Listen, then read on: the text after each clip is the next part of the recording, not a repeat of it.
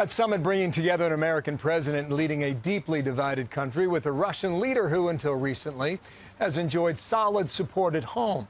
Tonight, senior foreign affairs correspondent Amy Kellogg looks at Putin's sometimes puzzling popularity and what's affecting it now.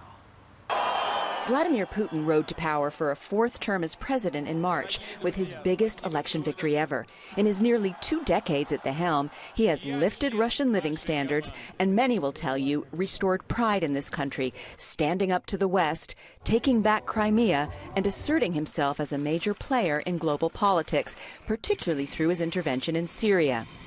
But his approval ratings, which have often been in the 80% range, despite sanctions and international isolation, took a significant hit in June. The polls, as much as we can trust the Russian polls, but at least they see a kind of trend. We see that in the last month the Putin popularity fell to around 15 points, which is a lot. That drop has been attributed to the government's decision to raise the pension age, a move that brought demonstrators out onto the streets last month. Natalia Klimova, who distributes aid to the needy, says there has been a serious uptick in the last several months of working poor unable to make ends meet, and not just in the poorer hinterlands. If previously requests came from the regions, now requests are coming from the Moscow area. The number of families in need has grown sharply. Klimova attributes this to the wage stagnation of recent years, coupled with rising prices.